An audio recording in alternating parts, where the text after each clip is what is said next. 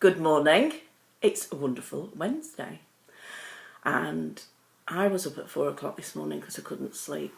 Got loads of hypnotherapy work to do, so some questions to answer that I couldn't quite get to grips with yesterday. So anyway, I was up this morning doing them, and I came across a quote in one of them, and I can't remember it exactly. It was something like, "I will not allow men to walk through my mind with dirty feet," and that was Gandhi.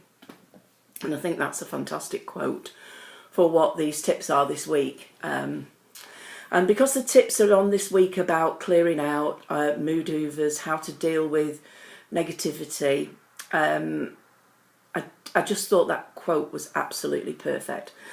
So how do we deal with them? Well, my first advice to you would be, anyone that's done Reiki will have been taught how to put themselves into a bubble or how to ground themselves. And to ground yourself, you simply imagine that you're a tree. Your feet are the tree trunks, and your feet, you have roots growing out of the bottom of the tree, from the trunk of the tree.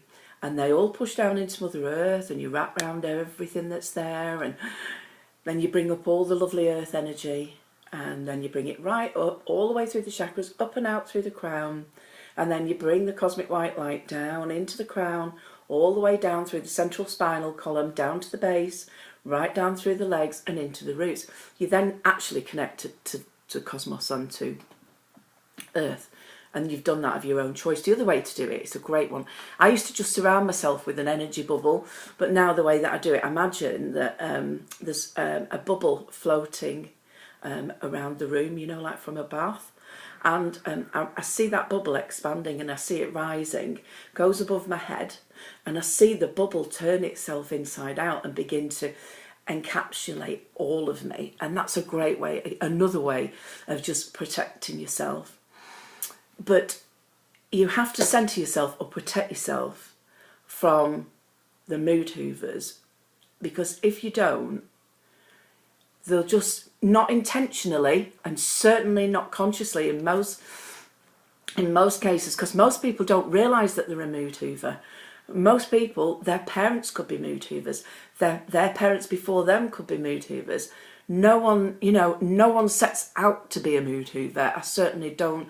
And I suppose a lot of mood hoovers would love to be positive, but they just can't be. So if you can centre yourself, bring yourself into that moment, protect yourself with the bubble. And another great tip would be to stop yourself from being sucked into the negativity, or it being sucked out of you, or you entering into their vortex of negativity. Another great way is to surround yourself with positivity. You know, you can't see here, but everything in my treatment room here is really positive. There's like a little owl, pictures of my mum and dad, and I've got angels, and everything's really positive. And I bring positivity. Sorry, I'm looking at my thing because I don't want to go more than 5 minutes.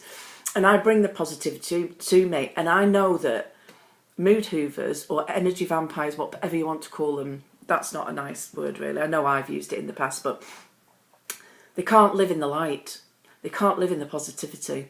So if you continuously think about positive things, draw positivity into your environment, get some nice flowers or a nice plant, put some rose quartz around you, some lepidolite, whatever you want. Just do something to raise, the positivity, to raise your vibes, basically.